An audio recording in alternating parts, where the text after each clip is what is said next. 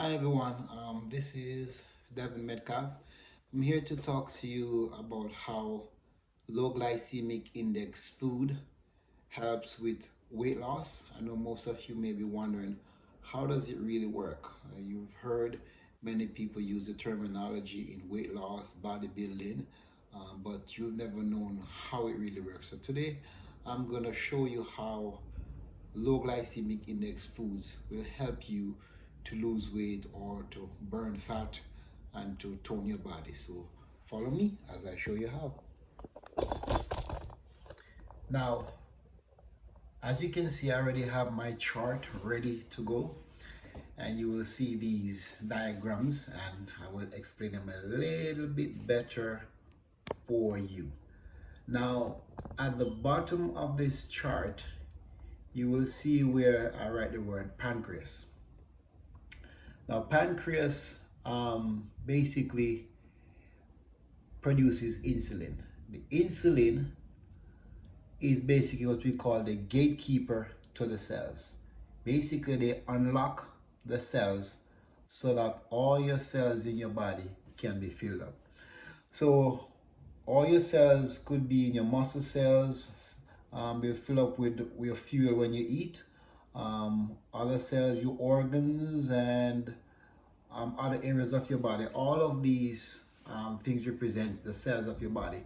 And over here represents your fat cells.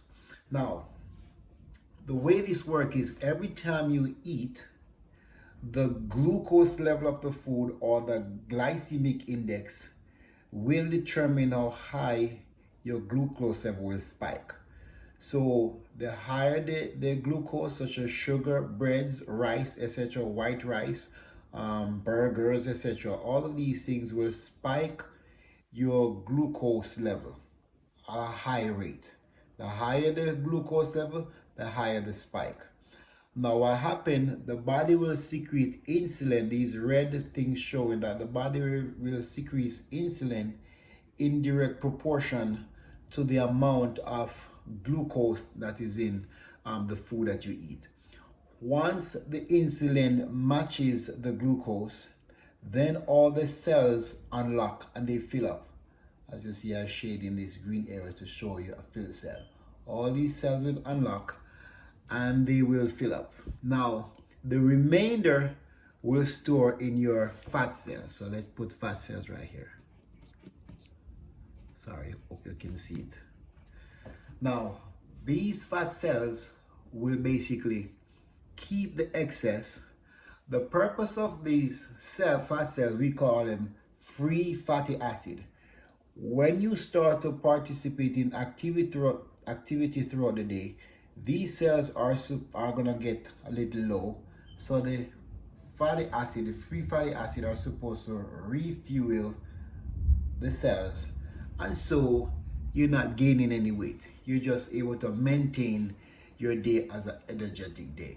However, if the glucose level drops rapidly and you keep going throughout the day, the insulin level is now going down, and its aim is to be out of your bloodstream. It's supposed to hit baseline right down here. Now, the level of spiking that take place with your glucose sometimes will take 5 hours for the insulin to be out of your bloodstream. Now, if that takes so long to get out of your bloodstream, you're starting to get hungry, lightheaded, weak, etc. So the body will tell you it's time to eat. And so even though the insulin is not out of the bloodstream again, you eat, and most of the time people crave things that are high in glycemic index, basically high glucose, high sugar foods. And once again, the glucose levels spike. The insulin is released again from the pancreas, even though the insulin has not reached the baseline. So more insulin come and matches more insulin. So right here, you have an excess of insulin matching the glucose level. Once again, fill up the cells, and guess what happened? The excess fat now fills up the fat cells.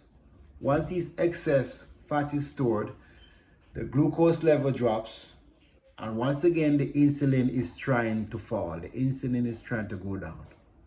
But once again, the person gets hungry, and basically insulin spikes again, additional insulin, glucose spikes again, sorry. Additional insulin join with insulin that's already here and matches the glucose level. And once again, fat storage starts to take place. Once these fat cells fill up, they actually split. So now instead of one fat cell, you have two. Instead of two, you have four. Instead of four, you have 8 and 6 and 16 and 20 and 32, etc. It keeps multiplying. And so it's important that the insulin level remains low, the glucose level low. So now this is what happens when over here, when you eat foods that are low glycemic. Instead of a spike, you have a gentle arc. And then the insulin will always mimic the glucose at gentle arc. So within an hour or so, the insulin will reach baseline just as the glucose reached baseline. And basically, your body is in what we call fat burning zone. Once again, you've been burning fat. The fatty cells have been fueling the cells. And so these fatty cells are getting empty, so it's time to eat again. So once more, the person eat again, low glycemic, low starchy food, or foods with low glycemic index. Protein can be a low glycemic, vegetable can be low glycemic, sweet potato, other things are out there, low glycemic. You can go ahead and research those, or you can reach out to me and I'll give you more information on the low glycemic index, things that you can eat in order to keep that insulin level down and the glucose level down. Once it reaches here again on the baseline, the body goes into fat burning zone again. And you keep doing that, and when you eat your last meal for the night, you'll be burning fat throughout the night. So if you're sleeping for 6 hours, your body will be burning fat for 6 hours, as long as you keep that glycemic index low. As long as you keep that insulin secretion in your body low, you actually will stay in fat burning mode throughout the day. And so that is how low glycemic index work when it comes to weight loss. If you have any question, if you'd like to know more about how low glycemic works or how you can lose weight, then reach out to me.